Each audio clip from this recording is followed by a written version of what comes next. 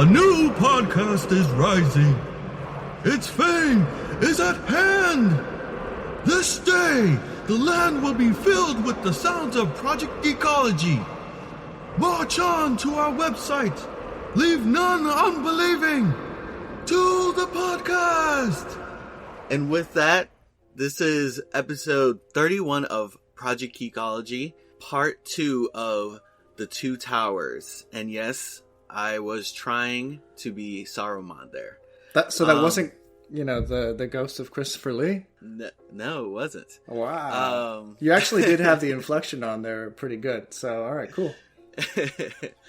With that being said, I am one half of your host, Anthony, and joining me as always is...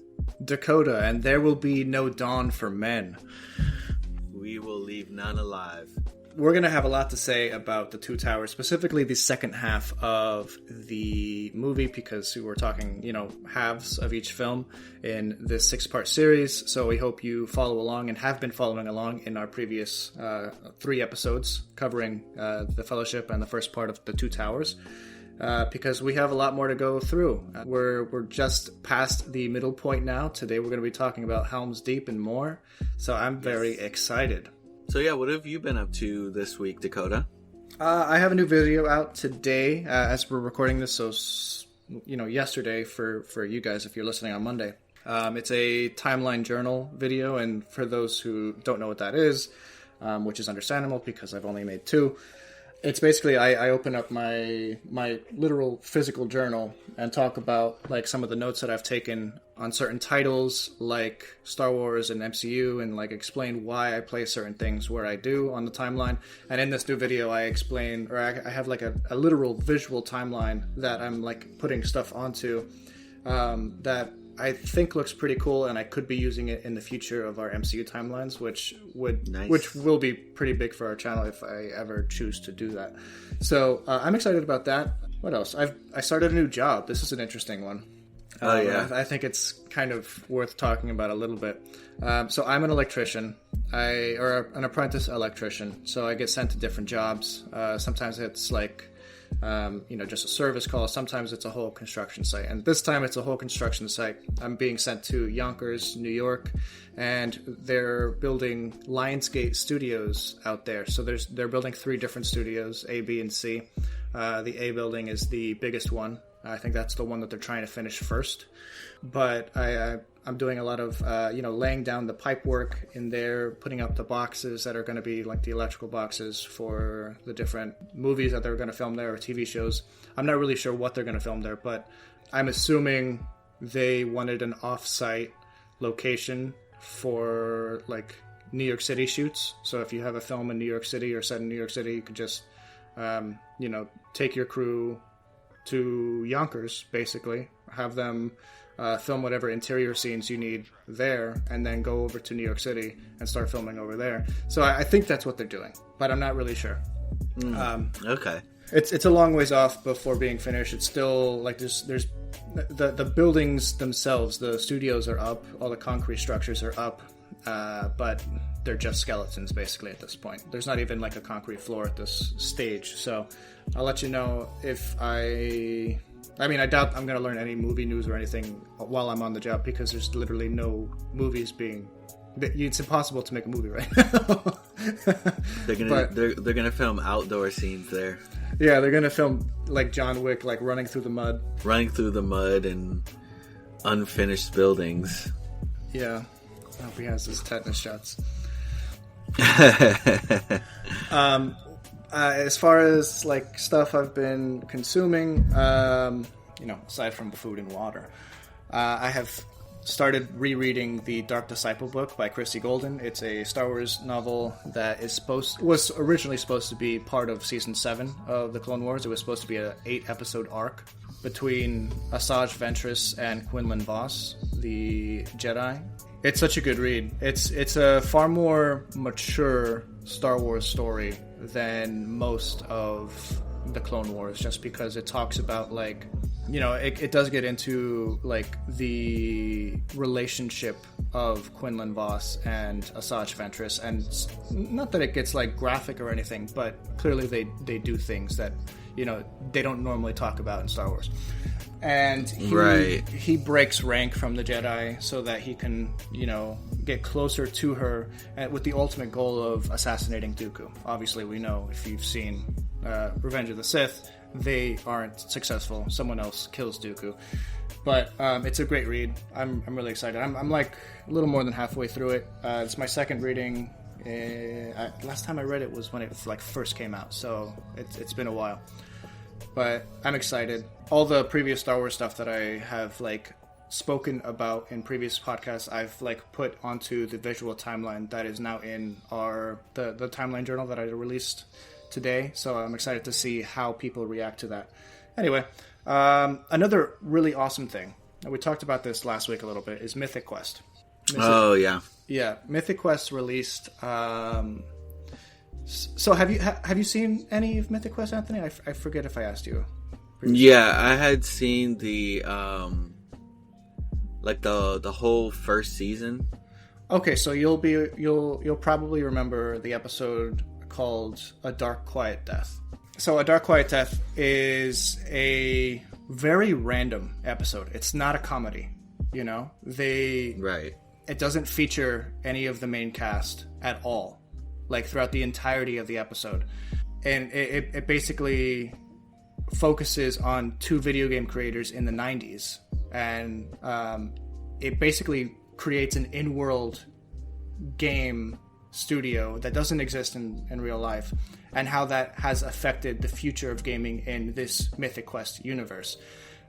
So that's like probably the best episode they've ever created, in my book, just because it's so different.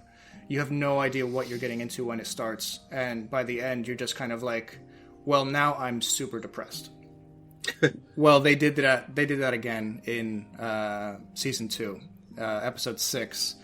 I forget what the name of the episode is, but basically they go into the 70s and they talk about the history of the old guy who writes the story for the game Mythic Quest, C.W. Longbottom. And it's basically like his story of how he became the popular writer that he is that he is, and it's like such a crazy good episode, because anyone who's ever like created anything will understand the issues of doubt that he feels throughout the episode, and they just make you squirm, dude. It's such a introverted piece. I don't know. It's hard to explain. You have to watch it, but it's really good. And by the end, you're just like, holy crap! They rewrote this whole character, and he makes so much more sense now. It's super good. Anyway, sorry, I'm gushing about that. Let's turn the discussion over to you, Anthony. What have you been up to? Nothing too crazy. I had watched the second half of The Two Towers again. You know, I wanted to make sure I was fresh for this episode. My job, I work at a bank, and we just went through a merger, so the first week of that had been a bit crazy, you know, because there's a lot of changes. And has it been busier? Yeah, it had been really busy, yeah. And since we're using a whole new system, that doesn't help out with the busyness, because it kind of slows us down a little bit, because we're still trying to get used to it. But this week went by pretty fast because of that. I was surprised. I was like, oh my gosh, it's already Friday. Yeah, it's crazy how that happens, you know, like, and it's a good feeling too. Like, sometimes the work week is just so grueling, and you're just like, oh, it's Friday, time to rest for a couple days. So that's good. Are you enjoying the switch over, the merger? It's cool. There's a lot of learning that goes with it.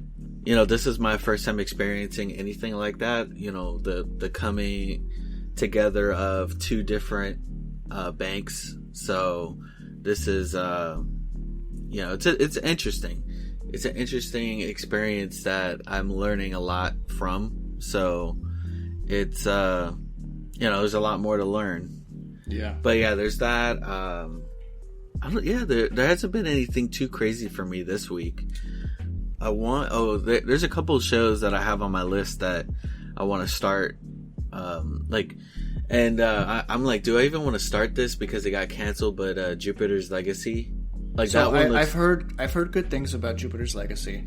It got canceled the second season, but what's weird is that Netflix is kind of they're too deep into the show, meaning that they've put too much money and time into it. So they've already started working on a spin-off series. What's it called? Oh, I forget the name of it, but it's basically following the villains of the show. So even though Jupiter's Legacy is technically canceled, the universe continues in the spin-off show. So it may just kind of bounce back and forth between Jupiter's Legacy and this other show. So it might pick up still. Oh, okay. But it's kind of a weird thing. It's like, what if Iron Man bombed and and instead of like Disney, or it wasn't Disney at the time, but what if Marvel was just like, you know what would be great? If we made a whole cinematic universe out of this film that made no money. You know? Right? That's how it feels with this. Like, I feel like if Iron Man had bombed, it would be like a continuation of kind of like how we were getting superhero movies prior to that. Like, you know, we had Spider-Man here. Right, there's Spider-Man here, and then there's like, you know, another Spider-Man series. Then we had X-Men, and then we had Fantastic Four, which they really just, I don't know why they had such an issue, like hitting the mark on the Fantastic Four like twice, man, and like they got worse with the second time around.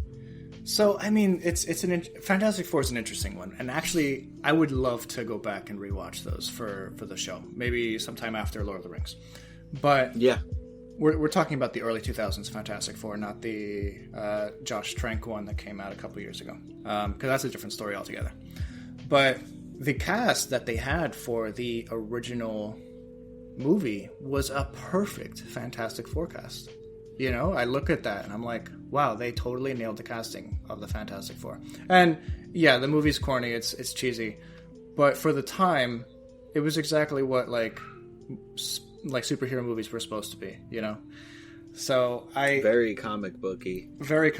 And I will say, for whatever, although there are huge problems with the sequel, the Rise of the Silver Surfer, it had some really cool special effects and some really cool conceptual things.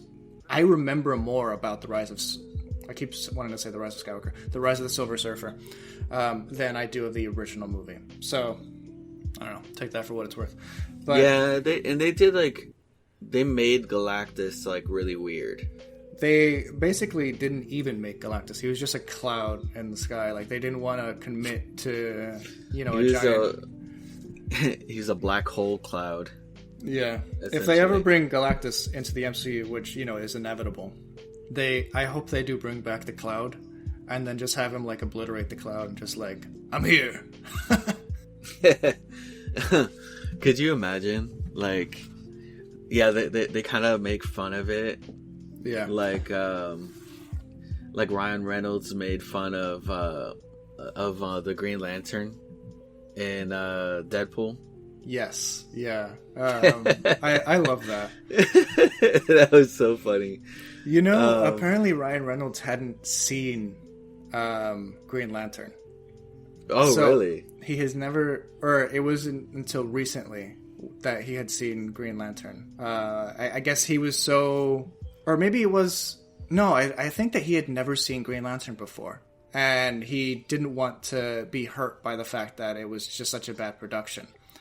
And recently, he decided to like do like a sit down thing and watch it, and he was basically like happily surprised, like it's not half as bad as I expected it to be, which it isn't. You know, it's a movie that has like a lot of stuff going for it, but it was the fact that it had too much going for it that they didn't focus on any one thing.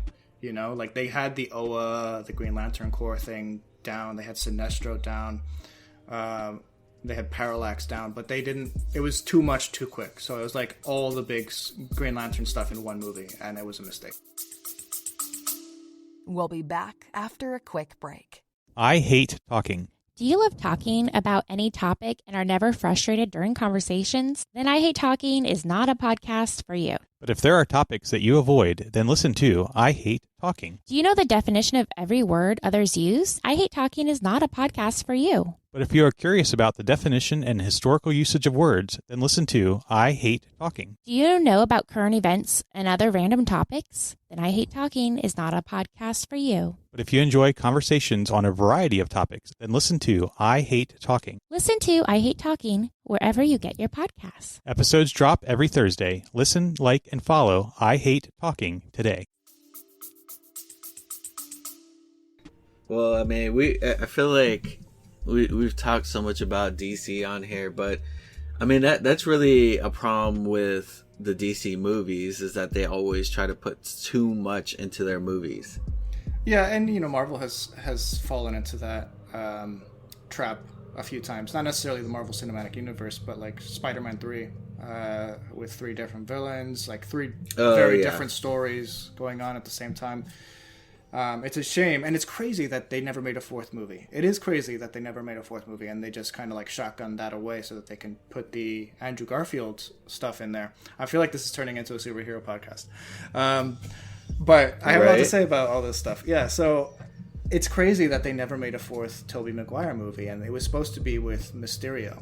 And they had it set up so good, because in the comics, Mysterio is like a theater producer, like he's a practical effects guy, and an illusionist. And we had MJ, Mary Jane, who worked in a movie theater. So it would have been so easy for them to just incorporate Mysterio as the bad guy. And Spider-Man 3 was the highest grossing movie ever at the time. So it's like, how did they just ex-nay that and say yes to, let's put Lizard with Andrew Garfield? So yeah, I think growing up with Tobey Maguire as Spider-Man just like made it really hard for me to connect with Andrew Garfield.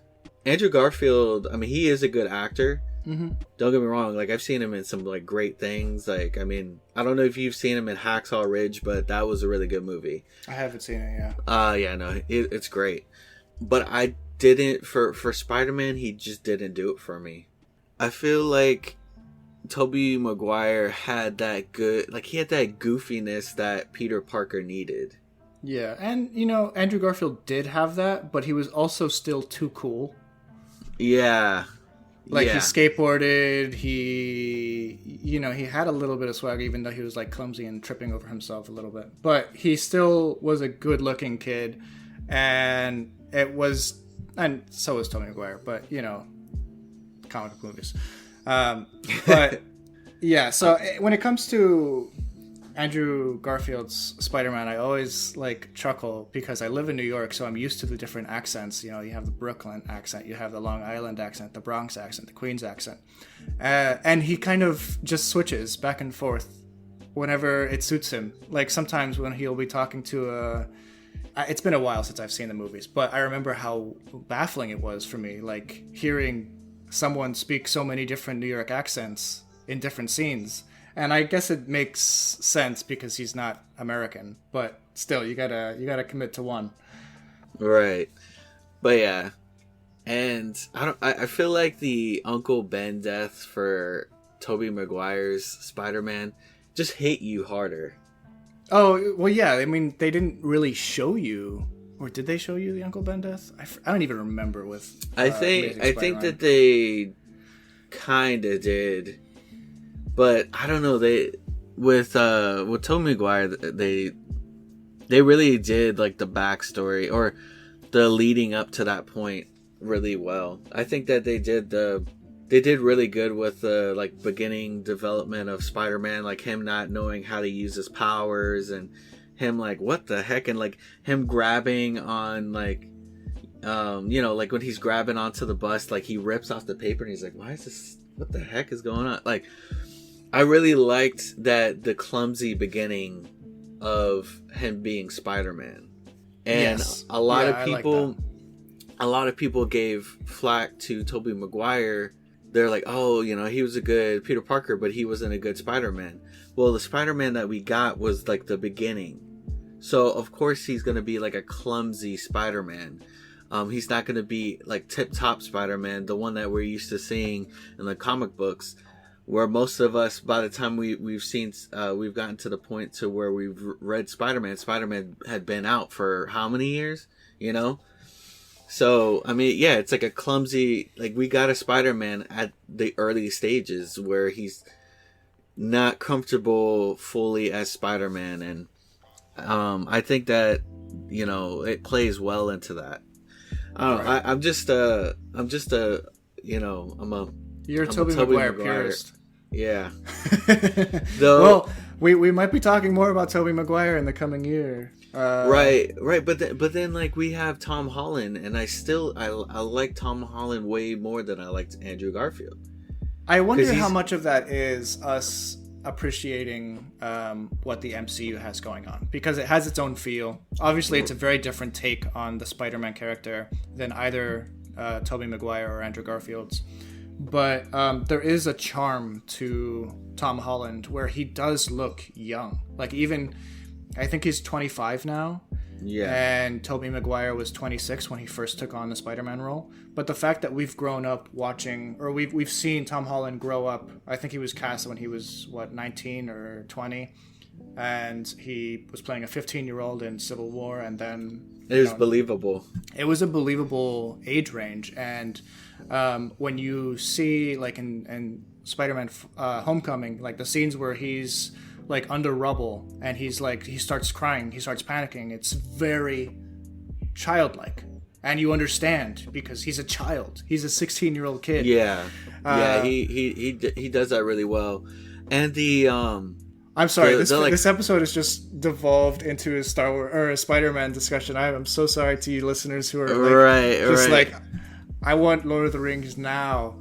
Right. Well, I mean, we'll finish this up with this, but I do like that Tom Holland also has that, you know, where he's like crap talking in fights, or he's like talking in fights. That's very Spider-Man. Yes. Wait, you guys aren't the Avengers. Oh, I love that. You have a metal arm? Oh, that's cool. I love that. Yeah. Oh yeah. When the Falcon, he's like, I don't know if you've ever been in a fight before, but there's usually not much talk involved. Yeah, there's usually not this much talking, but that's kind of like the whole thing with Spider-Man is like he'll let them monologue and he'll make quips right back at them. All right. We'll let's sideline this conversation because we've been talking way too long about. Yeah, we can have an episode about Spider-Man. Yeah, we can have an episode of just talking Spider-Man, but I think we should do like some of the movies and stuff as well. I'm gonna jump over there and grab more coffee before we start. This is the third. Too late, Dakota. This is the fourth week I think that we've been doing like our recordings in the morning, and I enjoy them a lot more. I feel like we're just more engaging. But anyway, let me get more coffee really quick. Bye. Yeah, let me get some water then.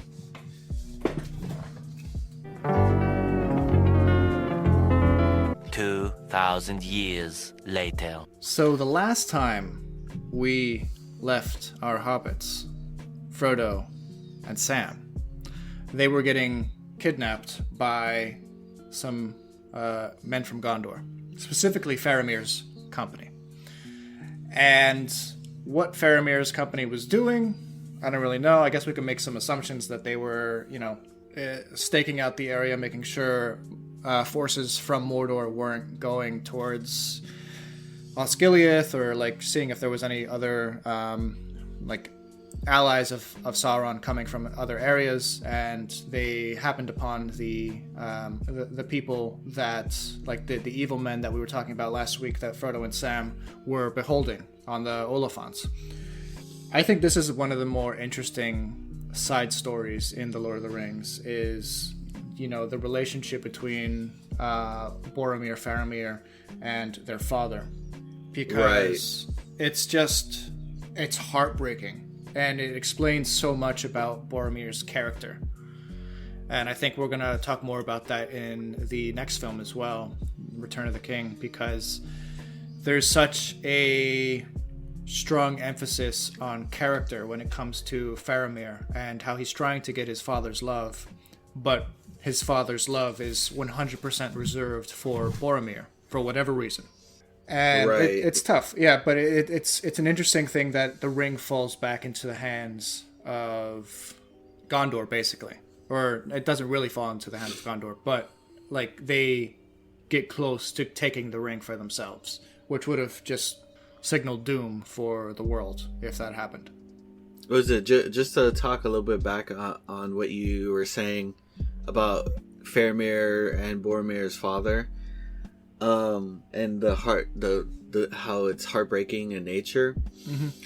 What is really heartbreaking about it is that their father has like this resentment towards Faramir, and you don't understand why. Like, you don't know why there's such a resentment. You know, at the point that they show, this is back when Boromir was alive. Yeah. And so he even showed resentment towards Faramir, you know, when Boromir was alive. Which The father, yeah, not Boromir. Right. Lord Denethor. Denethor, I was looking that up, actually. Yeah, Lord Denethor is a jerk, to put it lightly.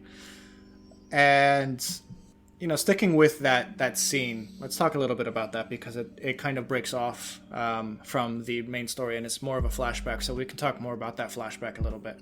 So we have the scene leading up to Boromir being told to go over to Rivendell, which is they retake Osgiliath, and Osgiliath being like the satellite city that like goes through the river.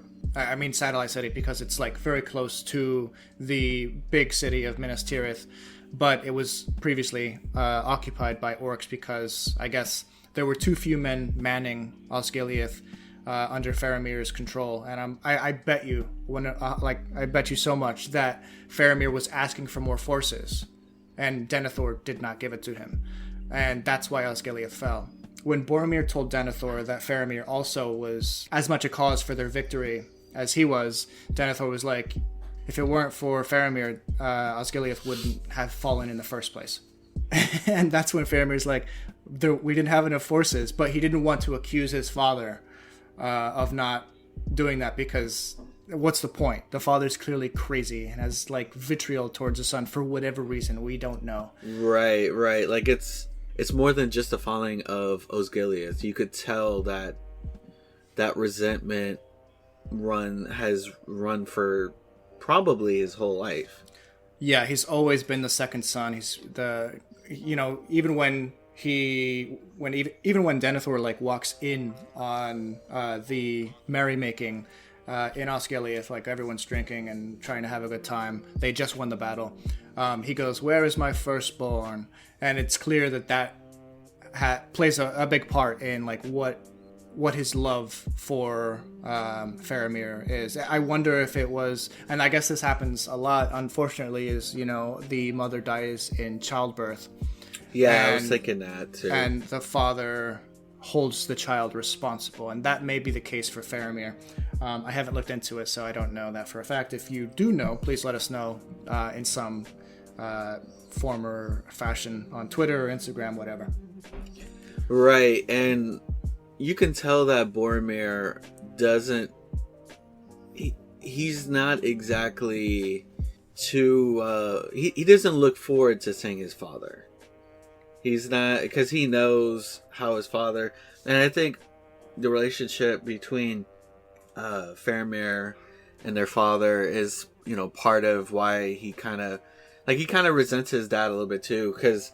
When he comes, he's like, "Oh, can he not lend us a moment of peace or something like that?" Because he knows how he's going to be. He knows that he's going to be fawning all over him, and his younger brother, who has always been sidelined from what we know, is just going to be crapped on. You know, Boromir's going to get all the praise, and Faramir is going to get all the blame. And unfortunately, that is the case for some like families out there, that there's clearly a favorite child, but this is like to the extreme where there's a favorite child and like a very, very least favorite child. This is like Dudley and Harry.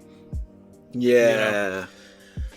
Yeah, but the thing that kind of sucks for Faramir is that, you know, when Boromir dies, that's essentially the only person that we know of that loved Faramir, genuinely loved Faramir, and he's gone. Yeah, so you can see the anguish in Faramir's eyes when he starts talking about how Boromir is dead. And, you know, the only proof he has is that the horn of Gondor, or his horn was you know, ripped in two. But he knows in his heart because he's his brother. And this is when, you know, we're getting a little ahead of ourselves, but essentially Frodo and Sam have been captured. Smeagol is somewhere else. They don't know where he is. They're trying to, you know, get out of being captured from Faramir. So they're trying to tell him as much truth as they're willing to tell. They explain that they're, you know, hobbits from the Shire. They left with 9 companions out of Rivendell, and 2 of them were human. One was Aragorn, and one was Boromir. So that's when Faramir is like, so you knew Boromir. So we know Faramir knows about the Fellowship. We know Faramir knows the purpose of the council meeting that was called by Elrond, because it's been a lot of time between Fellowship and this moment where the hobbits get captured. And there were other humans that, you know, came alongside Boromir and stuff. I don't know if other humans from Gondor came, but there were other humans present. So Faramir clearly knows the purpose of the meeting, and he probably has some inkling as to what these hobbits are doing, you know? And it's not until like he finds Smeagol and Smeagol tells him what they're up to that, which is a great scene, that he realizes like they have the Ring of Power. But up until this point, we see him kind of lamenting the fact that this is kind of more proof that Boromir is dead. You know, he doesn't have true proof yet. He feels it in his heart, and he understands that the Horn of Gondor is like torn in two, basically. But the fact that Boromir is no longer with 2 of his companions that he left Rivendell with hurts him deeply, and he starts like tearing up. So yeah, you're right. I mean, Boromir was one of the only people, probably the only true family member he had that loved him, and cared for him, and was on his side. So yeah, it's a tough thing. Faramir is one of the best characters in the Lord of the Rings. You know, not in terms of like what he gets accomplished, but in terms of heart that he adds to the story. You know. Yeah, he really does, and you really see it towards the end of this film. Yeah, absolutely. So, let's talk a little bit about Gollum, because in the past, like first half of the Two Towers, we have a shift in Gollum where he learns his name is Smeagol, or learns that the hobbits know his name is Smeagol, and that kind of like brings that personality back to the forefront instead of Gollum. So after he runs away, he goes into this forbidden pool that, for whatever reason, is forbidden in Gondor. You're not supposed to swim in it, whatever. But yeah, and he sings his little song. Yes, yeah, I forget how it goes, but it's so good. Such a so sweet. I love how he like slaps the fish along with the beat. Yeah. To break up the verse. Yeah, I love that. It's so good. But Faramir uses that moment to coerce Frodo into admitting that Gollum is part of their crew. And, you know, Frodo has kind of denied the fact that Gollum is part of their crew for whatever reason, which is kind of silly to me, because the fact that Faramir knows that they were with another companion and he's just outright lying to Faramir, like, I don't see the point of it, you know? But for whatever reason, they just want to be free of explaining away Gollum. And anyway, they can't, because he's their guide to Mordor. Frodo admits that this creature is bound to him and he to it. He to Gollum. And then this is where Gollum kind of comes back around because Frodo tells him to. They allow Frodo to go down to bring Gollum over. Gollum is a little skeptical. I don't know if you notice that. Like, Gollum is... He knows that something's not right. Yeah. Yeah, Gollum goes towards Frodo, and the Rangers of Gondor put a bag over his head, and they, like, beat him up. What's funny is that at this point, Gollum Smeagol is somewhat of a pet to Frodo, and Frodo treats him like a pet.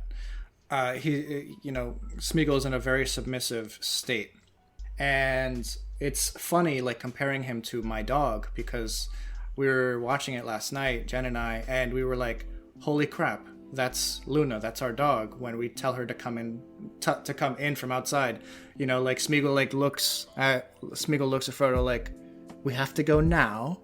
And that's what my dog does, the fact that, like, she doesn't want to stop playing. She has her ball in her mouth, or Smeagol's case, he has the fish in the mouth, and he's, like, slowly walking towards the door, like, okay.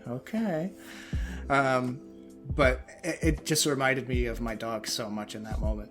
And it's, thinking about it that way, is another way that you can feel part of the betrayal that Smeagol must have felt, because he listened to Frodo and then he was hurt. He was tortured for information at that point. So his breaking away from the Smeagol and going back to Gollum is an interesting one. Right. It's like a defense mechanism, essentially. Yeah. That when things are going bad, Gollum comes in, because Gollum is like the personality that he's created to get him through the tough things. Mm-hmm.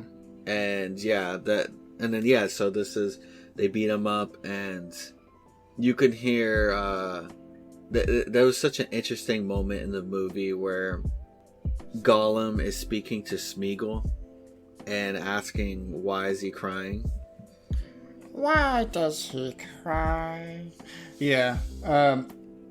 It's an interesting thing that you mentioned in last week's episode, that he starts repeating phrases and lyrics and songs to himself when he's trying to comfort himself, and he's cowering, he has his guards all the way up, and we have this scene where he is balled up in a corner, and he's looking at the wall, and he's talking to himself, and he's comforting himself. You see him, like, rubbing his head and his, like, shoulders, like he's just the visual language of someone comforting themselves is, like, extremely strong in Gollum. Total props to Andy Serkis there. But it's interesting seeing how, like, because he does go in and out of character. Gollum and then Smeagol, and then Gollum and then Smeagol. He's having a conversation with himself at the end of the day. And, right. And then he starts talking about the fact that they stole it from us, and that's what Faramir locks onto. What did they steal from you? And it's my favorite Gollum moment, I think, is my precious. Ah! Yeah. Sorry, my mic peaked really hard there. Have fun editing that. Yeah. But this is where Faramir, he finally realizes that the Ring of Power is within his grasp, and so he goes to Frodo and talks about it, kind of like saying, like, oh, finally the Ring of Power is here, and he's like, finally for Faramir to show his quality. Yes, and that's a line that I think Denethor says in the flashback. He does. Yeah. He says something like, what, for Faramir to show his quality, as if like a snide remark towards his younger son. And he kind of parrots that in his own way, like, finally an opportunity for Faramir of Gondor to show his quality. And it's almost like he's saying that in jest. When you understand where he's coming from, he's thinking about his father's hatred towards him, and he thinks, this will stop that if I could just bring the ring to my father. Right. And in this moment, you could, and they obviously there's the sound and the music that enhances it, but the ring is influencing Faramir. Yeah, dude, it's so crazy. Like, as I get older, like, the more I notice from the Lord of the Rings and like certain scenes, like, the ring is totally. And a funny thing is, I've started, like, this past year, for whatever reason, I started listing subtitles below like movies and stuff. So I'm looking at all the subtitles in this movie, and when the ring is like making that noise, it says the ring is talking. Oh, really? Yeah, or it says like the voice of the ring, and that kind of gave me like chills a little bit, because like I never thought about it that way. But the ring is talking to Faramir. He's like it's like coaxing Faramir to like want that power, want that greed. Right, and you can hear very, very like light whispering. Yeah, it's creepy. It's creepy, but and that's when like you see like Frodo kind of like squirm, like he's I don't know the word to describe it, but it's all but like he's uncomfortable. He's uncomfortable, but it's almost like it almost looks gratifying in a way. Like the ring is using him to speak to Faramir. I don't really know what's going on, but as much as Faramir realizes the power of the ring, Frodo's also feeling it like 10 times more, Right. Like the draw to like use it is so much stronger with Frodo. And that's part of the fact that it's around his neck and he's had it for a prolonged period of time. So with that, Faramir and company take Sam and Frodo and Gollum over to Gondor, and I think that's a good opportunity for us to swing back to what's going on in Rohan. The Rohirrim? Yes, the Rohirrim. Yeah, so the last time we talked about Rohan, they left Edoras because to head to Helm's Deep, because Saruman is on the way with a giant army that they don't know of at that moment. They do know that Saruman is putting his forces. Yeah, right. They talked about that in the previous one, where they realized like Saruman is amassing an army, and he's slowly taking out the little villages and towns around Rohan to kind of like destroy any potential armies that Rohan can muster. And so they head over to Helm's Deep, which is their ancestral fortress that has weathered many storms and many wars and stuff. So that's kind of their last line of defense, and their first line of defense, to be honest. Right. On the way, the party is attacked by wargs. We should talk about Eowyn and Aragorn. Some of the names in The Lord of the Rings, first of all, I think we should talk about it.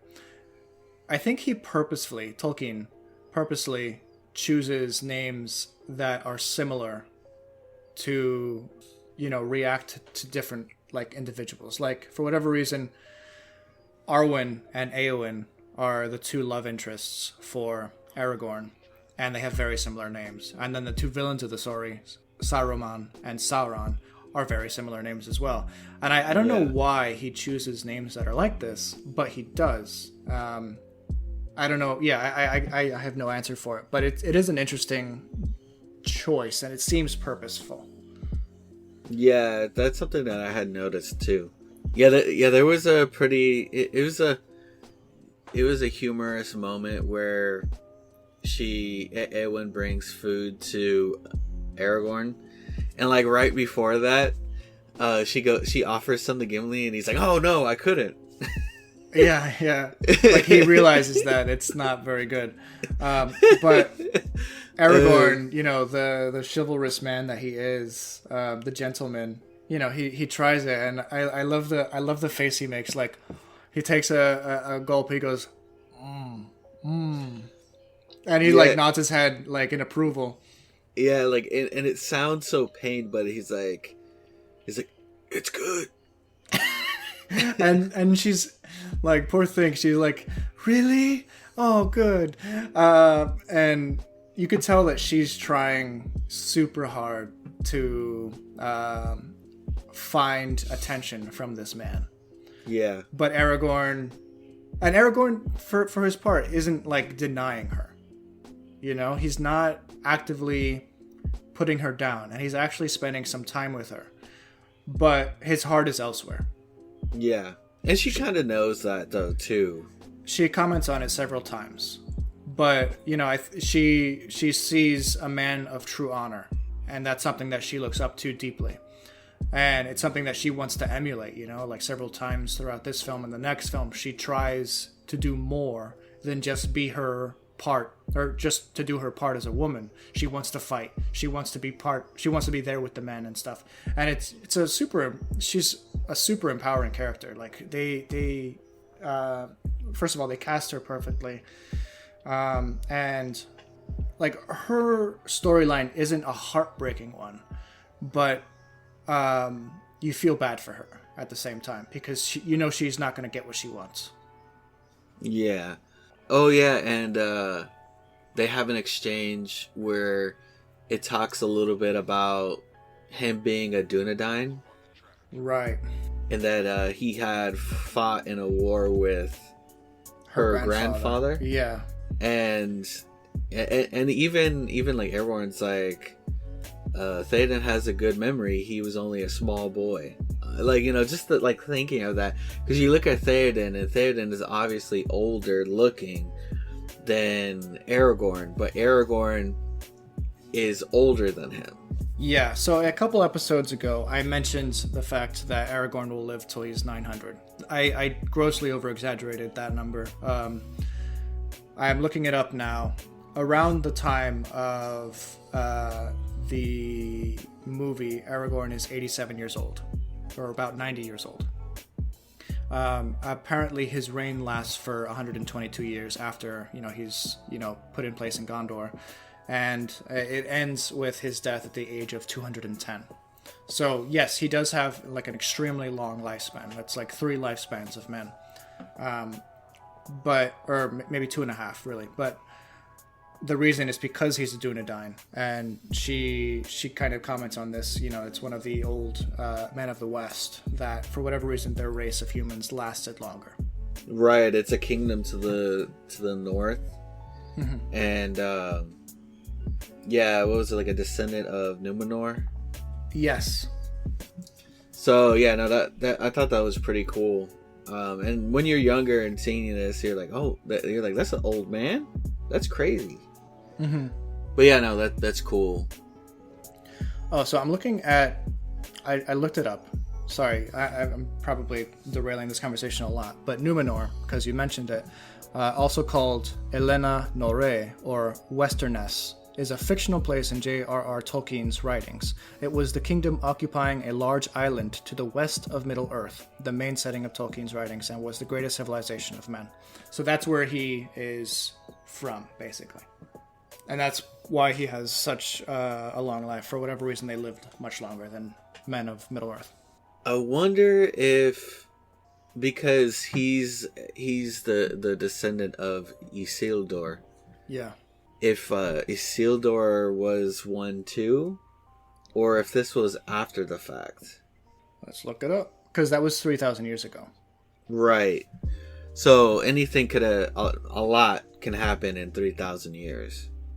Yeah. So it's not saying that he's from Numenor.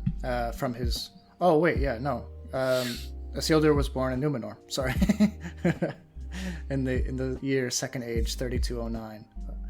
So okay. So yeah, Isildur is from Numenor. Interesting. Had he not been killed, he would have lived a long time. Yes, but for whatever reason, men are easily they easily succumb to the power of the ring, which I don't know. I think it's an interesting thing for Tolkien to write about, having lived through the Great Wars. He clearly had some, although he claims he didn't. He clearly did have some influence from the idea of how power corrupts absolutely, especially the hearts of men. That's ultimately what the point of The Lord of the Rings is, is how to dismantle power that corrupts, is so corrupted, basically. And it's pretty fascinating how he incorporated all of that. And, we have that in this story where he's talking about, like, how, talking about the Great War. And I don't know how much this translates to the books, because I've watched these movies so many times and I've only read the books once. Or twice. I've read them twice, actually, but I don't remember much of what happens in the books. But Merry is talking to the Ents and he's trying to get them involved in the war. And they basically say, we are no part of this war. At the end of the Entmoot, where several Ents come together, and Merry has this great line where he's just like, "How can you say that? You're part of this world." And it kind of it reminded me of the fact that, in the World Wars, everyone got involved. Maybe not literally every country, but all the major powers were involved in the fighting, and it's reminiscent of that. Right. I did like that moment where Treebeard was he's like, "Oh, we just got finished saying good morning," and Mary's like, "It's nighttime." And Treebeard's like, "We don't say anything in Entish unless it's worth saying." He says that it takes a long time to say anything in Old Entish, which is just like tree groaning. Yeah, so they basically admit that they haven't done this in an age, which is pretty telling in terms of the time period of this. So an age, there have been 3 in the history of Middle-earth. The first age, the second age, and the third age is where we're now at. Like some points, I think it's probably 11 or like 1215 or something like that. 1215 of the third age. I might be off by 50 years or so, but I'm basing that on Bilbo's 111th birthday and the fact that he had the vintage of wine from 1136, almost as old as I am. So I don't know the actual year that Lord of the Rings takes place in the third age. I'm sure someone knows, but it's pretty cool that if you take Treebeard's words as truth, that means that the Ents haven't woken up and spoken to each other like this in over at least 1,000 years. Yeah, it's a long time. It's a long time for a couple trees. Just some trees groaning. All right, going back to Rohan and them. They're attacked by wargs, warg riders, which are orcs who have trained these giant wolf-like creatures to ride on. They pretty much call them wolves. They call them the wolves of Isengard. Yeah. So they're basically just grotesque giant Mangles. beasts. Yeah. They're huge mutts of wolves. And what's interesting is that in the Hobbit movie, they decided to retcon the look of the wargs, and they made them more wolf-like. Instead of, they have more dog faces in this movie. But for me it makes sense that the look looks like that in these movies, because just think of the look of the orcs and the urks. They're like hybrids, That's an interesting point. Yeah, so if they're the wolves of Isengard wasn't always like a super scary, grotesque place. It was right. It's only there recently. So it could be that these are just warped creatures from their original state. Right. And yeah, in the first movie, you see that Isengard was once beautiful. It was lush. It had its own like little forest around the tower. Right. I wonder if Saruman is supposed to be like a mad scientist, like in the Nazi Party you had like Joseph Mengele, and doing like weird experimentation and stuff, because I'm sure Saruman's more of a hybrid actually in terms of like what he did, because he also created weapons, he created armies, he created hybrid creatures, he did experimentation on orcs and stuff. So Saruman's kind of like the second-hand man to Sauron, which would be kind of... Right. He even creates a different type of weapon too. Yeah, the explosion that they end up using in or the explosive device in Helm's Deep. It's really interesting.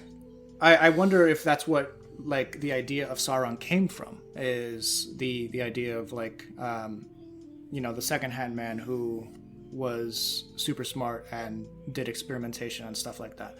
Because we do see, like you said in the Warg's case, these are mangled creatures from Isengard. So all right, so we're the Wargs attack.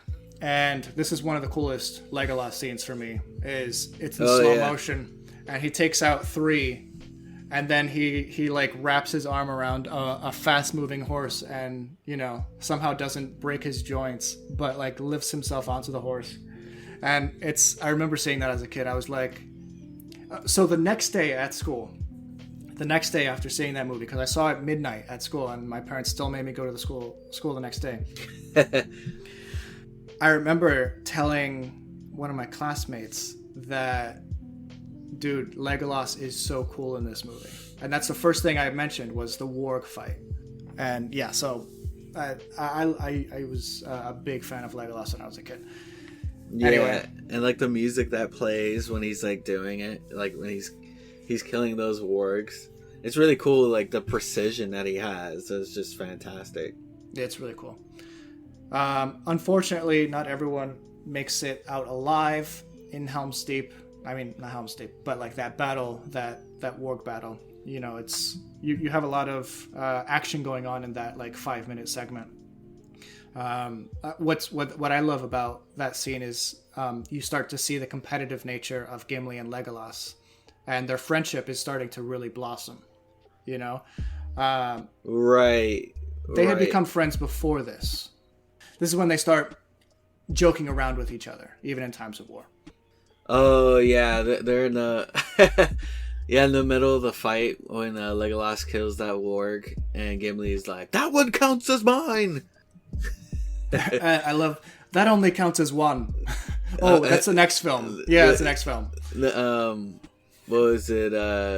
Yeah. Like when Legolas kills the warg, he's like, "That one counts as mine." Yeah. And then Gimli has some like really great lines. I like when he's facing down the warg and he's like, "Bring your pretty face to my axe." Yeah. And he's strong too.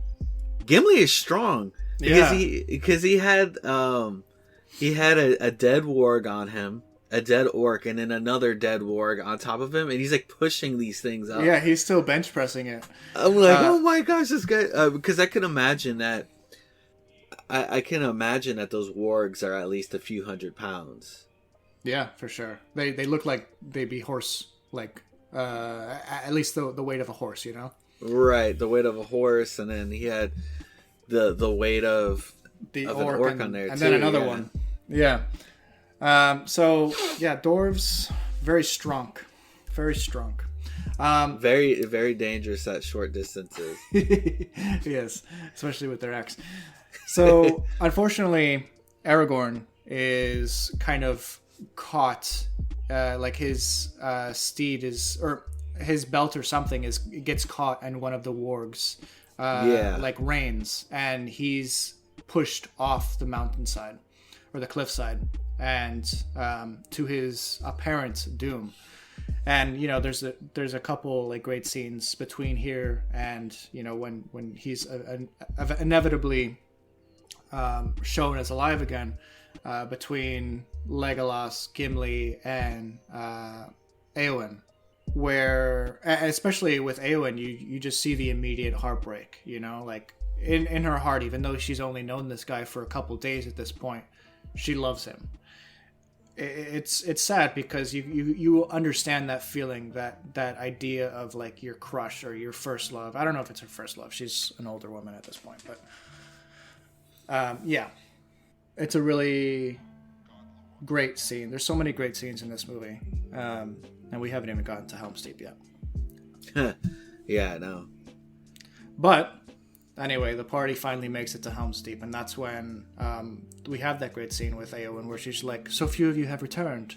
And Theoden, as a good king should, is only looking at the positive when he's speaking in the company of his people. He's like, the battle is won, many men paid for it with their lives. So he's trying to keep it positive, but also admitting that many people didn't make it. Yeah, he's like, our people are safe. We paid for it with many lives. Yes, which is unfortunate because they're going to have to use most of those. They need a lot more men for what they have going on. Because for what it looks like, they used up their warriors in this battle. And in the next battle to come, all they have are older men and younger boys. Yeah, which is interesting when we get to that point. But, it's only a good 10 minutes before they show that Aragorn is still alive. And, I love his horse so much. Like, it's such a good steed. The fact that it, like, woke him up, like, knelt by him. Oh, yeah, that was the horse that he calmed down. Brago. Yeah, and, like, Brago came back, and he was like... It was interesting... Because it's like earlier in the movie, Aragorn kind of like created a bond with him, but they released him, and it's like, I don't know how Brago like found him, right? But it noticed that he needed help, and I've seen this movie him so many times. I've never caught that. So that's a really great catch. They let the horse go, and that's the same horse that came back. I assumed it was the horse that he was riding, but he wasn't riding a horse when they were going to Helm's Deep. So you're right. Was he riding a horse? I don't know.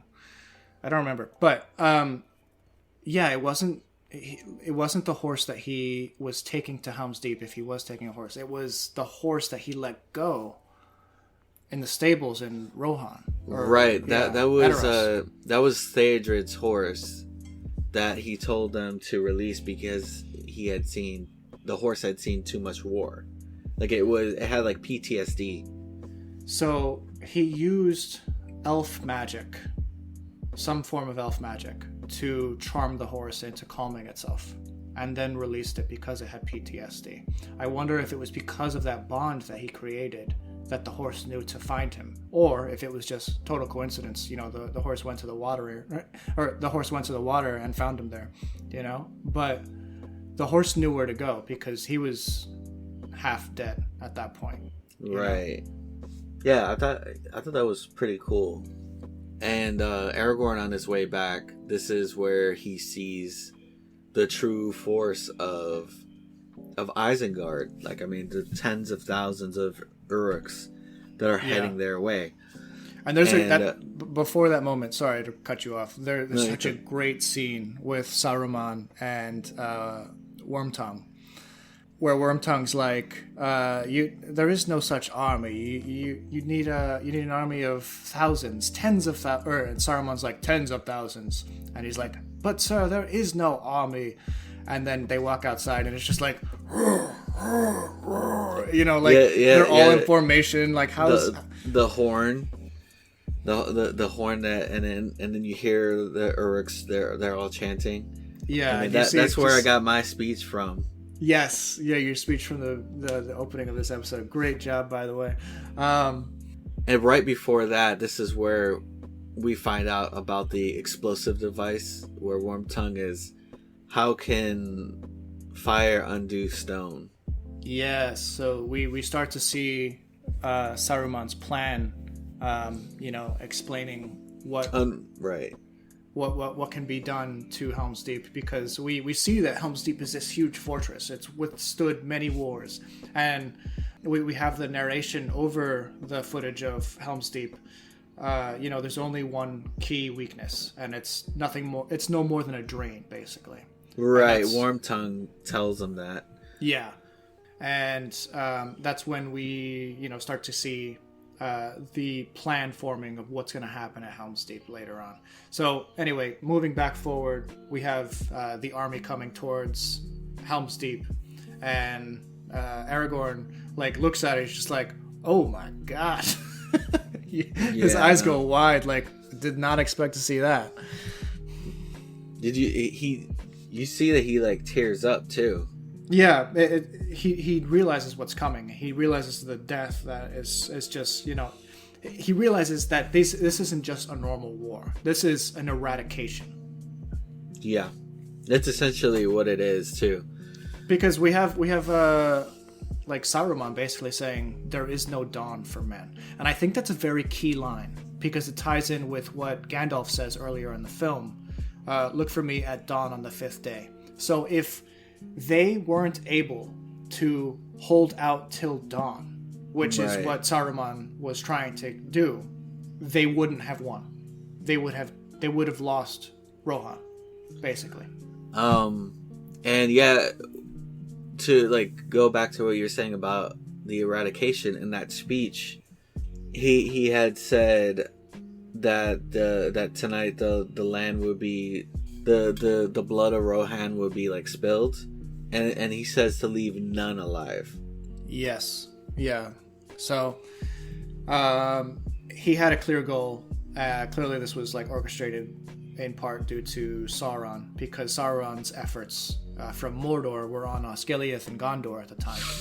So the second great kingdom of men in Middle-earth would have been Rohan, and that's what Saruman's like, I got this, fam. Right. And there's a moment with Faramir, and this is all widely known. Everybody, he says, remember they were planning on the map, and he says, or Sauron or Mordor is attacking from here, and then Isengard is attacking Rohan. So they know, everybody knows that Rohan is about to get attacked. This is widely known. I love how information travels in Lord of the Rings, because it travels in a couple different ways. With the elves, you have Galadriel speaking to Elrond just through her mind, her powers, telling him that the ring is getting closer to Gondor. They have it in their grasp now, and basically that they need help at Helm's Deep. So she kind of initiates that. Right. And which is actually, now that I think about it, yeah, that's I always forget about that scene, and you think wow, man, the elves just showed up. Yeah, it was her that sent the elves. Yeah. Because we have Haldir, who we saw in the first movie in Lothlorien. We first meet him there. Right. And clearly he's friends with Aragorn from some long time, basically. But he kind of musters the help of the elves, which we'll get to in a little bit. But so they start planning for this battle. And it's kind of I keep saying heartbreaking, but there's a lot of clear heartbreak in this movie, where you start to see families being ripped apart as they start taking children and old men from the women and children. Right. Essentially anybody that's fit to fight, which some old elder gentlemen that are still spry enough to fight, and then kids that are old enough to be able to fight. Yeah, basically if you've hit puberty, you're on the battlefield. Right. And you see that throughout the battle, like, I mean, you see kids fighting. Yeah, it's a weird visual because, and unfortunately this does happen in like some countries in war and stuff, but you don't want to see it. And it's clear that this isn't a cruel thing that Rohan is doing. They just have no other choice, or else they're going to die. And it's just unfortunate series of events where they first of all like get rid of most of their horse riders, the Rohirrim, in the first half of the Two Towers. So the Rohirrim are elsewhere. They can't call for aid from the Rohirrim. Which is a good moment to like recollect or like go back to. Gandalf isn't with them this whole time. He's actually going to find the Rohirrim. Yes. Yeah. Which comes into like great effect at the end of the movie. Right. He says to look for me on the third day at dawn or something like that. On the fifth day, yeah. But yeah, it's at dawn, look for me on the fifth day or something like that. Yeah. So at this point, the Rohirrim are gone. They can't be called to aid them over in Helm's Deep. The warriors that they had fight, many lost their lives in the battle with the Warg Riders. And now they're stuck with 300 men, old men, and kids, basically, who are capable of fighting an army of 10,000. You know? They even mention, like, some of these people have seen either too many winters or too few. Yeah, so clearly some are far past their prime. Some are not even there. Some have never held a sword before. And it's crazy. Yeah, the tension in those early parts of like preparing for Helm's Deep is so good. And I love the Helm's Deep sequence, man. Oh, it's one of that's like my favorite part of that movie. That and like the warg attack. I'm thinking back on how everybody knew, or it seemed like a great deal that people knew that Rohan was being attacked. I mean, to the point to where like Faramir knew all the way in Gondor. How did the Rohirrim not show up any sooner? That's a good point, and it might be more of a plot hole than anything, or a plot convenience. But because I just the character that Éomer is that I don't think he would let his people die, no matter what state the king had left him in. I think that he would have been like, my people need help, we need to go. Yeah, which and they did heed the call. They were just a little bit late to the party. I wonder how far they went and in what direction they were going that they didn't immediately hear about this, because right. Either way, Gandalf found them in the end. But so just before the Battle of Helm's Deep, the elves come. There's an awesome scene of the elves just like in formation, just very elegant, regal creatures coming in. And I love the armor Aragorn. Is so cool. Yeah, the cloaks and like the right, the like gold armor. And then I like that moment right before you hear a horn, and then Legolas is like, that is no orc horn.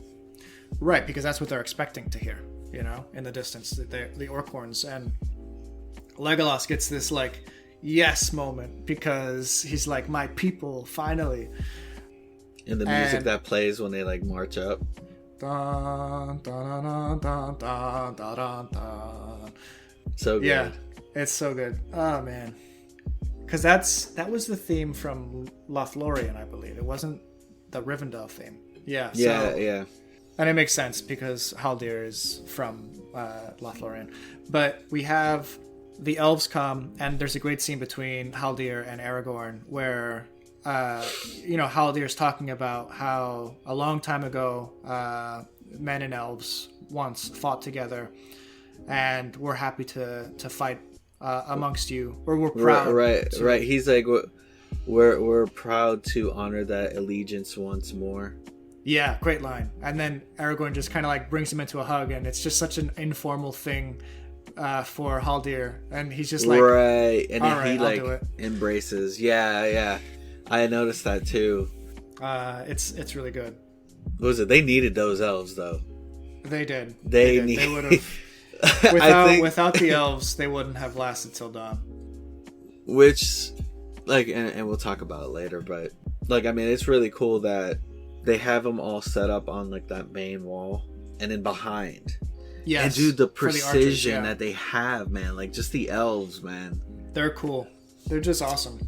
So everybody's like set up. The elves are along the line, or they're on the wall, and just behind the wall, all the men and Theoden, they're like inside the keep, and the Uruks, they finally like show up, and they line up, and it's kind of like, you know, they're facing off.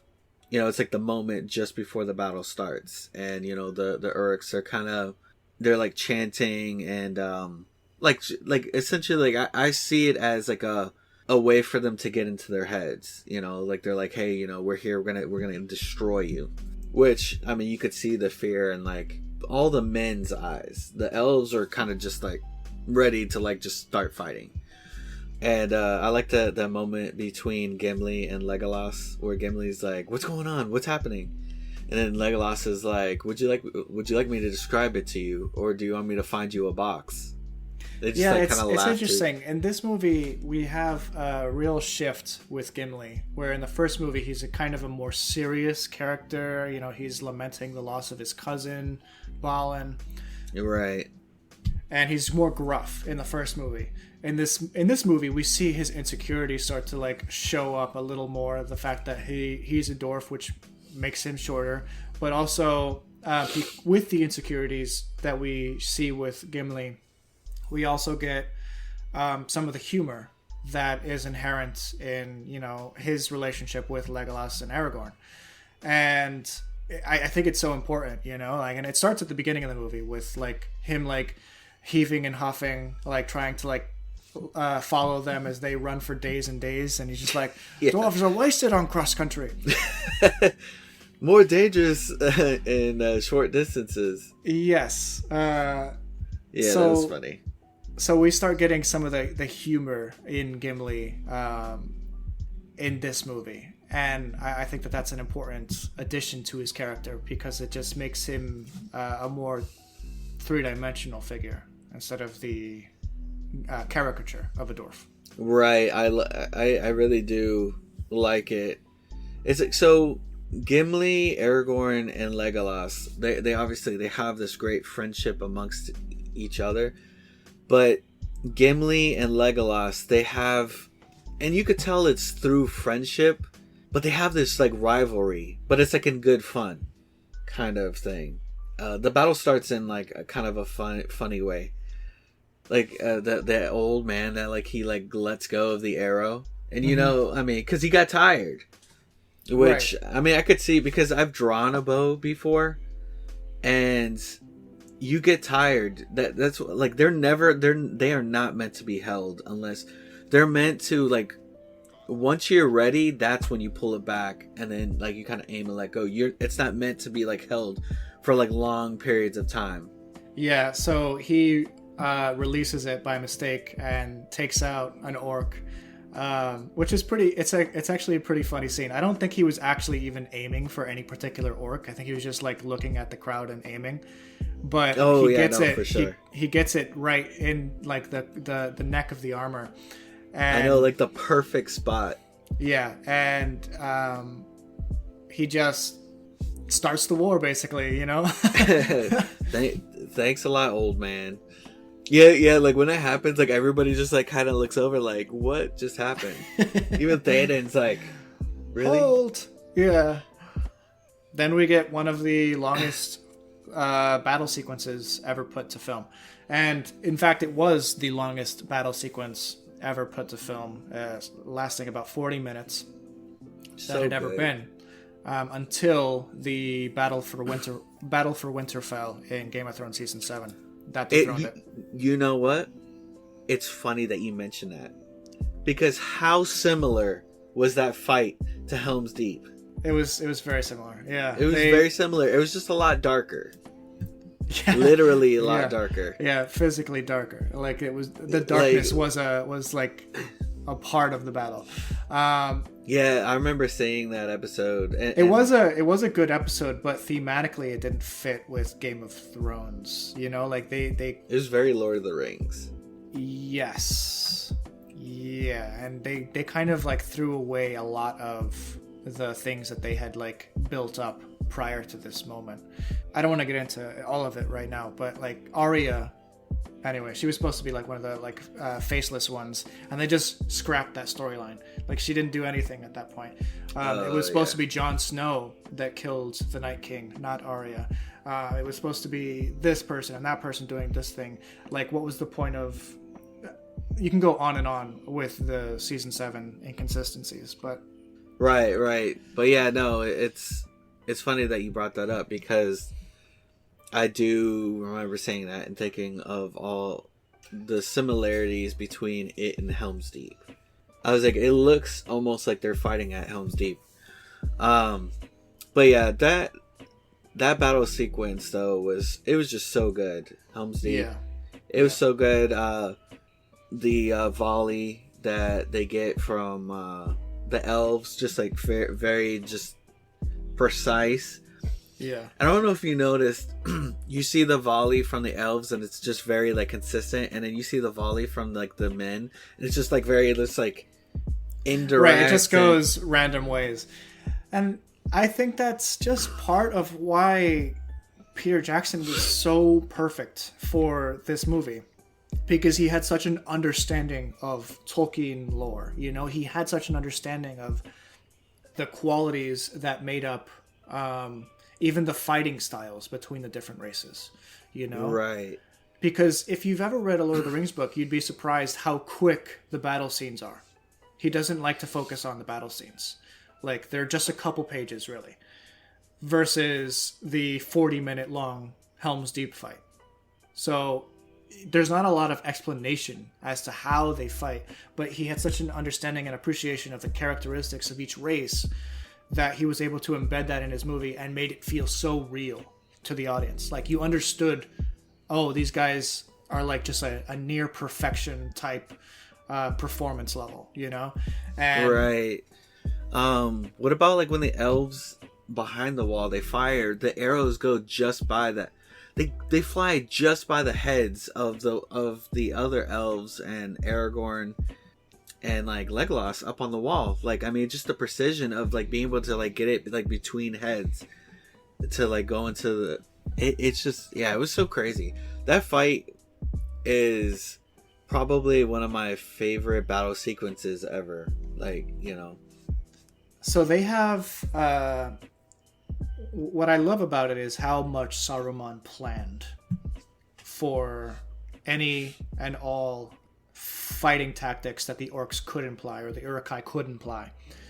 It starts with the ladders, the small ladders that they have like rise up towards the top of the thing, and I'm sure other armies had like thought about that in the past and used that because then nobody seemed surprised that the orcs had these ladders. But it was a really cool thing to start with. You know what's cool was that when they did bring out the ladders, Aragorn said that in Elven, and Gimli understood. He's like, good, because like he like Gimli's a savage. Like, he just wants to chop up some like orcs. Yeah. Like, he's like, all right, he's like, bring them to me. And I love, like, you know, when he's like chopping them down, and he tells Legolas, he's like, I'm already on 2. And then Legolas is like, 18. He's like, I'm on 17. Yeah. And he's like, oh, have no pointy ear outscoring me. And then like he like hits one of like the orcs on top of the ladders, like right in the groin. Yeah. I think we should talk a little bit about Legolas and like his attitude before the battle, because he was one of the big. He was almost like a problem, you know, in terms of like getting the hopes of the men's down. You know, he saw that it was a hopeless fight. Right. And right. it was until the elves came, basically. The moment between him and Aragorn when they were speaking in Elven, like saying that that this fight is hopeless, and the humans could not understand, but them. they could understand the body language. Yes, they knew, and that's why Aragorn switched to English. He's common, he switched to common, and he's like, then I'll die as one of them. Yes, and I think that was, I mean, obviously it's confirmation of what they were talking about between themselves in that argument, but it was also important for the men to hear, like, we're not going to leave your side. We're doing this together. And I think that was a cool scene. Yeah, it was.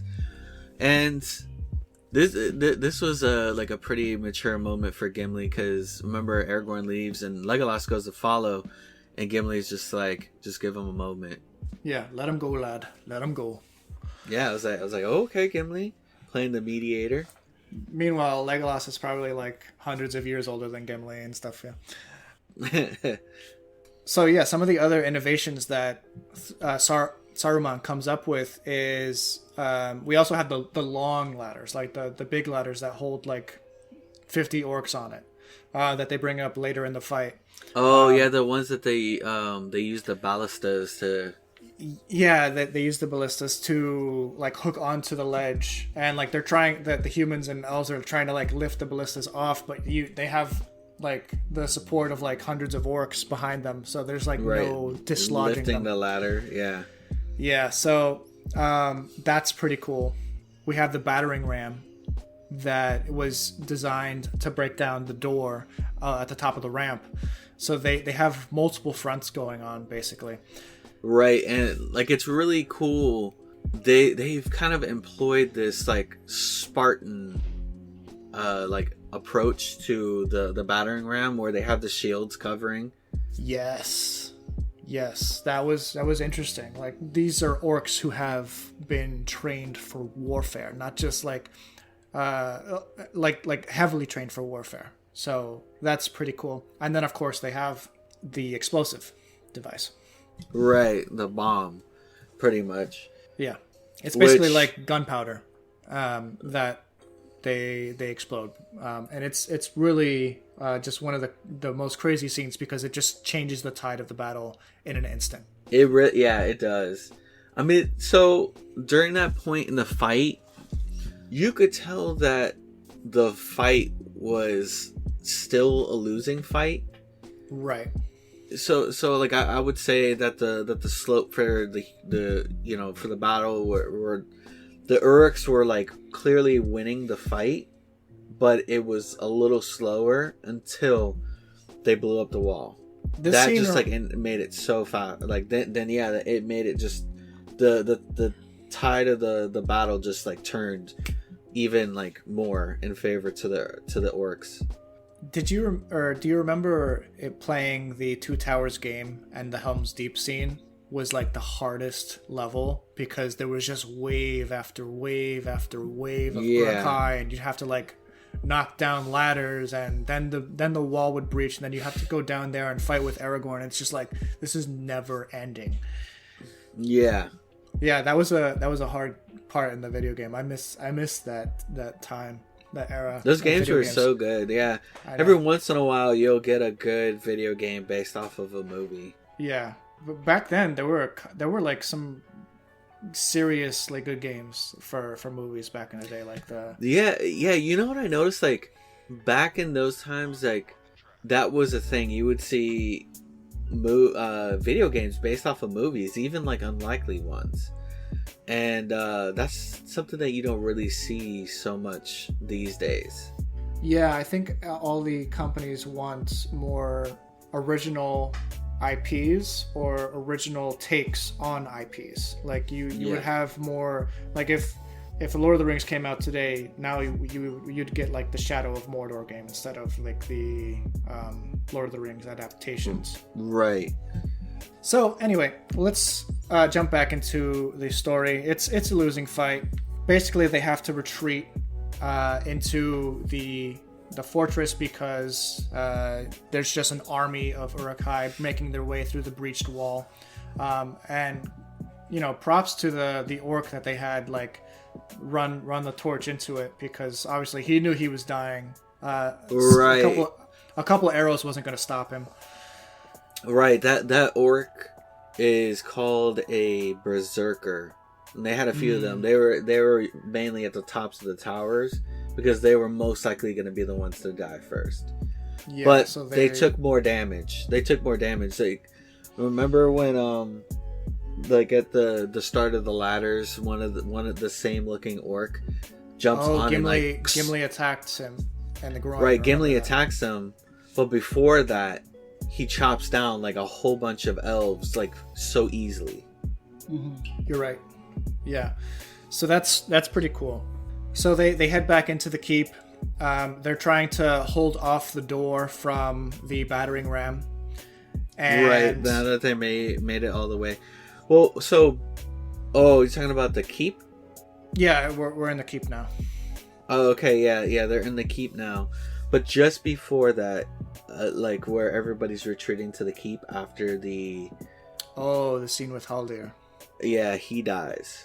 Yeah, and that's an interesting moment, and there's an interesting scene as he's dying, and I think it was intentional, where he looks at the slain about him, and it's like, what is this all for? And he sees men, elves, and orcs dead on top of each other, and it's almost like at the end of the day they all die.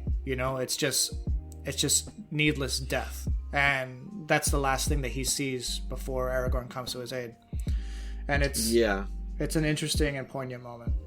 Dude, how could you forget that amazing moment with just after the wall is breached, Aragorn is kind of like knocked back and Gimli like jumps on top of the orcs. Yes. Yeah, Gimli has like no fear. Yeah, let me tell you, Gimli's the beast. And then and Legolas comes in with the shield, like riding on top of the shield. Yeah, like he's skateboarding. Right. He's shieldboarding. He's an innovator. Yes. He's ahead of his time. Way ahead of his time. But yeah, they make it back to the keep, and the battering ram is breaking down the door a bit. And so they go to reinforce it, and Gimli and Aragorn pretty much volunteer to like hold them off while they reinforce the orcs, while they reinforce the doors. Yeah. And it's crazy. They go out through this like side door that's like right there. I like the moment where Gimli's like, he's like, "Come on, we could take him." He's like, "Yeah, but it's Aragorn's like, "Yeah, but it's a long way." And Gimli's like, "You're gonna have to toss me." Yeah. And even Aragorn's like, "Wait, what? You're gonna have to toss me." And he's like, "Don't tell the elf." Not a word. Yeah, so they hold off the army there at the gate, and shortly thereafter they retreat into the main hall of Helm's Deep, and Aragorn's just pissed. He's mad that they're retreating when they can continue fighting, and Theoden has almost like lost the will to fight at this point. Right, because there's so much death. Yeah, Aragorn is essentially like yelling at him, like, do your job, do your job, do your job. Yeah, he's like, they're dying defending this keep. They've died and they're still dying. Keep going. Gimli notices that it's dawn now, and or the sun's coming up, and that's when he realizes what Gandalf had said, like, look for me at dawn on the 5th day. And that's when he gets the idea, like, one last attempt to like stop this horde of orc from coming in right out with me. And then I love this interaction because it tells the differences in their characters so much. Theoden's like, for death and glory, and he's thinking about like this is his last moment. He doesn't think that they're getting out of this, but Aragorn still has hope, and Theoden's just he's thinking about his own glory at this point, and it's unfortunate, but Aragorn has to like check him. He's just like, for your people, and he's just like, yes. And for Rohan. Yes. Yeah, I caught that too. I was like, Aragorn is essentially like saying like, no, not for your personal gain, but for your people. Yeah, it's a really great scene. There's so much that we can glean from Aragorn in this moment, but it just goes to show like he's such a good leader, and that's why he's so fit to be king of Gondor at the end of all this, you know? Even though he's like fighting against it. Yeah, he doesn't want the power. And I think he's wary of it because of what it's done to his ancestors. But at the end of the day, he's a great leader, and he's a far greater leader than Theoden is, because of the way he sees things and the way he enforces his subjects and helps them. But anyway, so they ride out, and it's a really triumphant scene. And just before this, we get a cut back to Merry and Pippin. Right. So like we get a bit of cuts between the fight, like in the fight. Yeah. So Merry and Pippin are more Merry than anything. Kind of defeated to like, Pippin's like, maybe Treebeard is right. We should just go home. And Merry he understands that, there won't be a home. Yeah, if something isn't done. And it's a great interaction. Merry seems to be the more level-headed in terms of wanting to help, and Pippin is the more submissive, and he's just like, I think we've done enough, But it's ultimately like on their way back, Treebeard's leading them back. It was Pippin who realizes, very uncharacteristically. Yes, but I think it becomes characteristic of him as the series goes on, because he takes on more of a role. I think that this is where he shifts. It's literally a turning point. They're going this way, and he's just like, no, let's turn and go south. And I love the line by Treebeard after he explains like Saruman won't be expecting us to come this way. He's like, that doesn't make sense to me, but you are very small. Yeah, I love what Pippin says. He's like, the closer we are to danger, the further we are from harm. It's the last thing he'd be expecting. But which gets me thinking, like, because I know Pippin was hoping for them to go there and for Treebeard to see what's going on. Yes, that's why he did that. Obviously. Yeah. I mean, I'd like to think that's what. How did Pippin know to do that? That's a good question. I mean, we did see the fires coming from Isengard before. True. Yeah. Maybe Pippin had known, or maybe Pippin had other plans to like mess with Saruman. Like see if there was something that they could do over there without Treebeard. But it wasn't until Treebeard sees all the desolation that Saruman has ravaged on the forest and his friends. Many of these trees are my friends. I knew them from seed, bud, and sapling. And that's when he cracks. And there's, I think, it's possibly the most chilling scene in the entire series. Chilling in the sense that, like, I get goosebumps every time, where Treebeard roars and the forest comes to life. Half of it goes over to Rohan and Helm's Deep, and the other half goes towards Isengard. And Treebeard explains the Ents are going to war, the last march of the Ents, and then there's that like triumphant just dun dun dun dun dun dun. Right, and he knows he's like, I know he says that we're the last march of the Ents, and this is likely to our doom.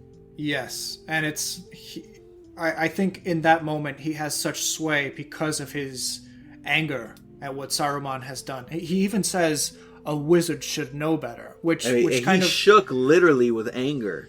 Yeah, and this is interesting because we know the five wizards in Tolkien lore are basically one of the like higher up angels of the system, basically that was brought down to Earth and like made into wizards. Basically, that's what they were, the Maiar.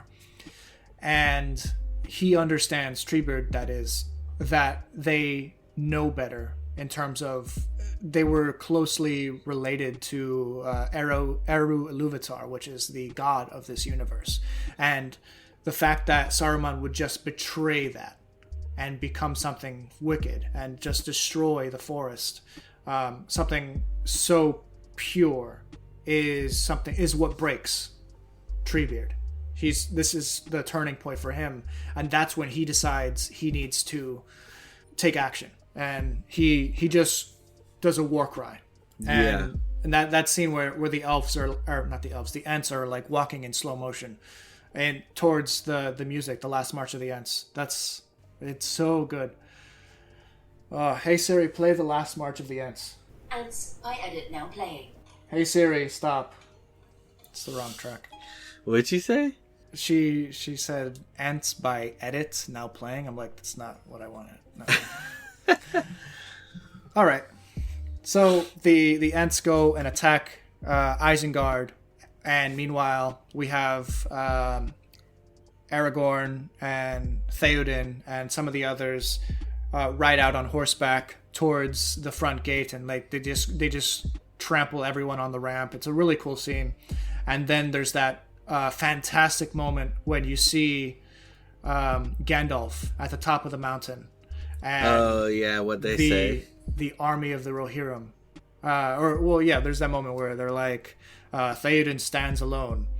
And Éomer's just like, he is not alone. And you see just like hundreds of horse riders, and they just decimate the battlefield.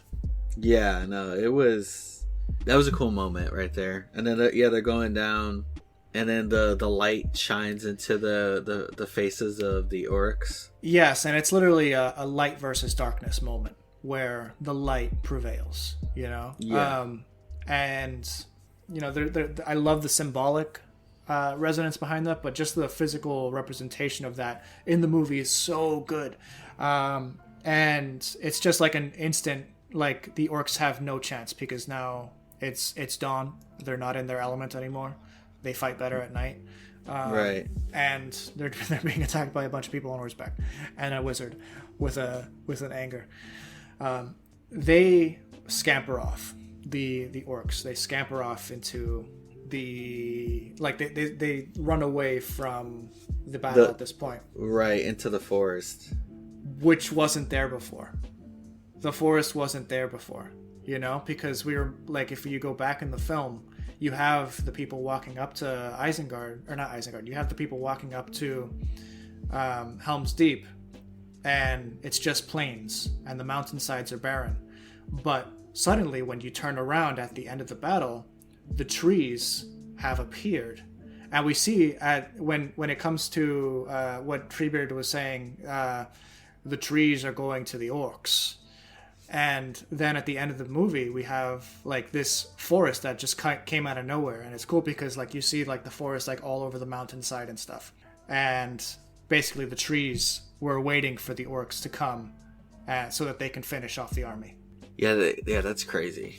That was a cool moment. I love this movie so much. And then, you know, we have to end it off with the you know, sacking of Isengard, with Treebeard, the hobbits, and the other Ents. And Saruman's... What's weird is that Saruman looks like he's having a good time. Like, this is a great show. That look on his face, it looks so just weird. It was a weird manic look that he had, but it also looked like he was like rooting for like a sports team or whatever. Like, it just was a weird thing, but whatever. The Ents, basically, they break down the dam, they flood. Your favorite line? Break the dam! Release the river! Release the river! Yeah. I love how Treebeard, like, we don't know his stance in terms of like the hierarchy of the Ents. We know that he's like big enough to be part of the Entmoot, but he just was like the de facto general of that battle. So Isengard is defeated. My favorite part of that is when they break the dam. There was one Ent that was on fire, and he came and like dipped his head into the water. There's also that one Ent that just like throws an orc into the water. Yes, and I love the different like shapes and stuff of the Ents. There was one that has like a big fat belly. Yeah, no, they're like human beings. There's all different types. There's like short ones, tall ones, skinny ones, big ones. Yeah, they're like people. Yeah, so they sack Isengard. Saruman's locked away in his tower. He doesn't want to come out.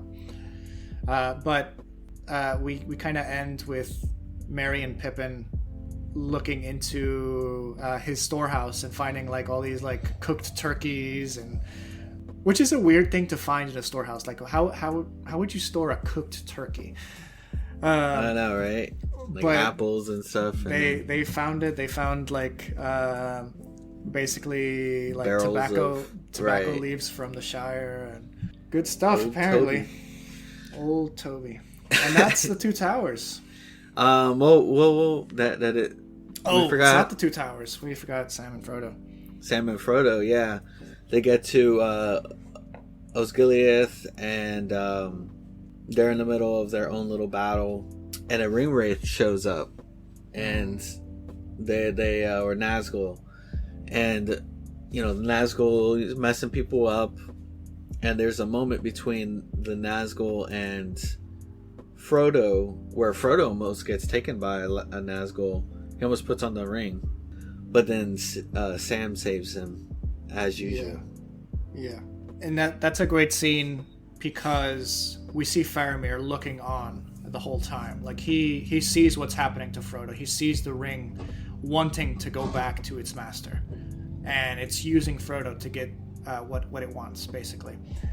It's not until after the like Sam subdues Frodo and calms him down, because Frodo almost like stabs Sam, like he draws Sting on Sam, and there's the great line from Sean Astin, it's me, it's your Sam, and yeah, so they have that interchange where it's like the old stories when there was a great evil and great battles and a lot of darkness, and they kind of compare it to their time now, and they realize in that moment that they're part of a great story. It's such a good scene. Like that moment is so Sam, and I mean to say, like, Sam is such an idealist, right? He wants a certain, I don't even know how to say it, but like he yearns for a future that is free of the warfare that we see, and obviously everyone does, but he's the one who vocalizes it. He's the one who talks about their present as if it's a past tense, and he hopes that can happen someday. Yeah, it's a beautiful moment, and it's that speech probably that Faramir finally understands the hobbits. He finally understands what they're going through. Right, and I like that Faramir, he lets them go, and I like that interchange between him and Sam, where Sam is like, very appreciative, and he said, "You've shown your quality." Yes, and I noticed that this time around, like that I haven't noticed in previous times, is that like that line just keeps getting thrown around Faramir, and in this instance, it's finally a positive one. Yeah, and I like Faramir. He's like, essentially that the Shire must be a great place where gardeners are held in high regard. Yeah, I thought I was thinking about that line a little bit, because it's an interesting line coming from Faramir, who's considered second to his brother, like by a large margin, and it's almost like him saying like, the Shire must be great if even your lowly ones are held to such a high standard. Yeah. And it's kind kind of crushing when you think about it from like Faramir's point of view. Like he wishes he had a more simple life like that, but he can't because he has responsibility. He's a captain in the war and stuff. But so he lets them go, and he realizes that Gollum is taking them to. It's funny. I'm not like every now and then I forget like which identity Gollum or Smeagol is currently in. So I keep having to like change around like who I'm talking about. But in this instance, it's Gollum. Kirith Ungol. Yeah, so they're going to Kirith Ungol. It's the pass that goes over the mountain and into Shelob's lair, which we'll find in the next film. And he's freaking out. Like, you better not hurt them. Right, because he knows what's up there. He knows that there's a tower up there too. Yes, but at this point, and there's an interesting little interchange between Gollum and Sam where he's just like, no hard feelings, right? Like, Frodo didn't mean for that to happen. And he's like, no hard feelings. But clearly hard feelings were taken because he feels totally betrayed. He feels like they're not to be trusted. And that's when Smeagol becomes the secondary personality and Gollum becomes the first. Right. So they end up leaving, and it ends with a nice interchange with Sam and Frodo, and then it ends with Gollum basically saying, "We'll let her kill them," talking about Shelob later. So yes, that is the Two Towers. That is. And in the end, I'll be where I will be. No loyal friend was ever there for me. All right, so let's look at the Academy Awards won by this film. It's interesting. We spoke about it in our second episode of the discussion of all this. It was nominated for a lot in the first. The first film was nominated, let's see, 1, 2, 3, 4, 5, 6, 7, 8, 9, 10, 11, 12, 13 times. It was nominated 13 times, and it won 3 of those. Now, going down to the Two Towers, we see... Let me share the screen, actually. Can you see my screen? Yes, I can. All right, so we have the Academy Awards won by the Two Towers. And it's all the awards here, but we're just going to look at the Academy Awards. So it was nominated for Best Picture, and it did not win. It was nominated for Best Art Direction. It did not win. It was nominated for Best Sound Editing, and it did win for that. So it was a technical award there. And it was nominated for Best Sound and Best Film Editing. Best Sound and Best Film Editing, and it did not win for those, but it did win, rightly so, for Best Visual Effects.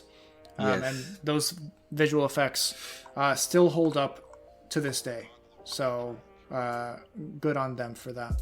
Now, it also won Best Visual Effects back in the Fellowship of the Ring. So the studio was just nailing the visual effects. They were on fire. Standards. They were on fire. But this goes from 3 wins in the first movie and 13 nominations to 6 nominations and 2 wins in the Two Towers. And you'll note that it wasn't nominated for the score at all. And I had to do some digging as to why, because the score for the Two Towers is probably, in my opinion, is probably the strongest of the 3 films. Yeah, exactly. And it was actually a rule that the Academy had at this time where they didn't allow sequels to be nominated for best scores.